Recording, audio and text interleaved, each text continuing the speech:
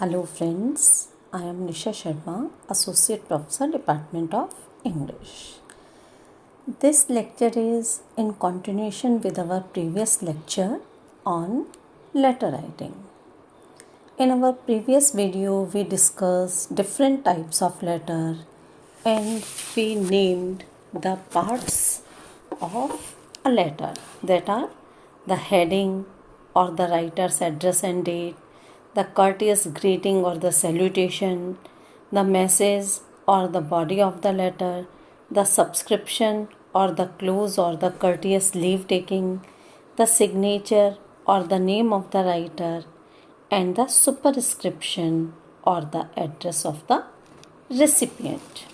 Now, there is a specimen letter which will give you an insight into how different parts of a letter are used, and it will also describe the use of punctuation. Now, at the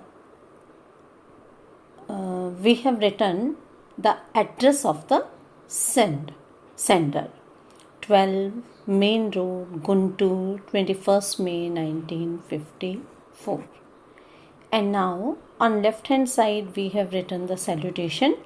Dear Sir, I shall be glad if you will at your convenience grant me an interview, as I am desirous of discussing with you the question of my son's future.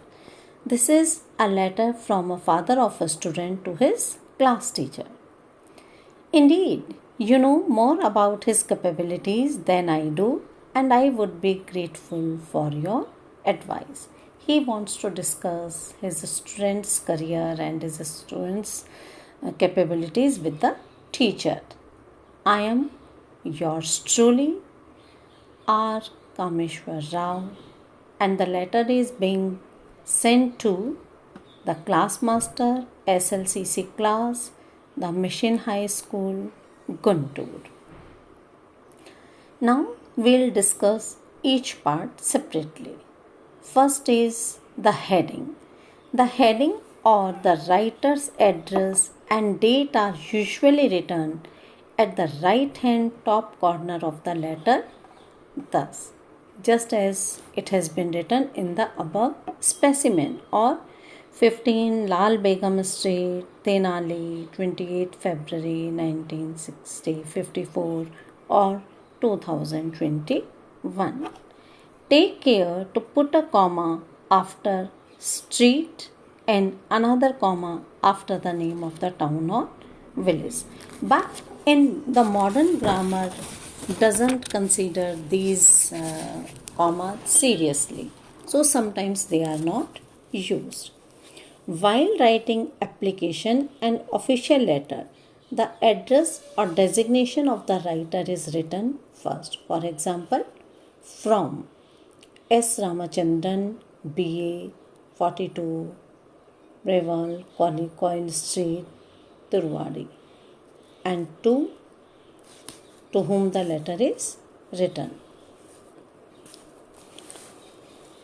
Note, in official letters, the place and letter may be written at the left hand bottom of the letter, thus, Tenali, 28th February 1954. Now comes the courteous greeting, the salutation. The courteous greeting or the salutation is the formal way of beginning a letter. It is generally written on the left hand side as shown in the example, Sir. But it is also changed according to the types of letter. For example, in private letters, the form of salutation varies with the intimacy of writer with the person address. हम जिसे letter लिख रहे हैं उसके साथ हमारी कितनी intimacy, कितनी घनिष्ठता है, इसके ऊपर डिपेंड करता है. Therefore, one should take care to use that form of the address which is suitable to the addressee. Some of the forms of greetings are given below. Like to close relatives and very intimate friends, we address as my dear father, my dear cousin, my dear Ram, my dear Subhya, etc.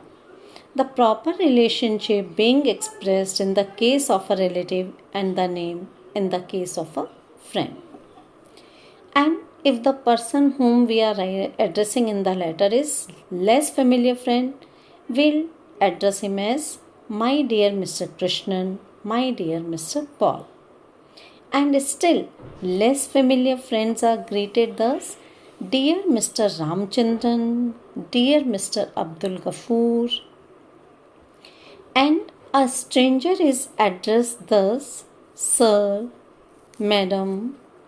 The addressee, who is not quite a stranger, may be saluted thus: dear sir. Now we come to the business letter.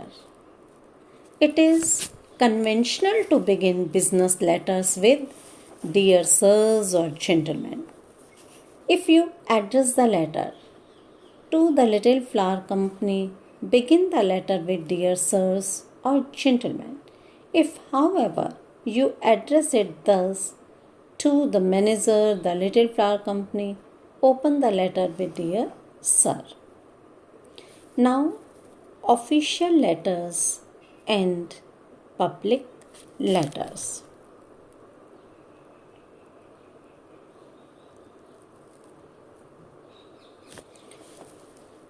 In official letters, the salutation is sir, and in public letters, it is sir or dear sir.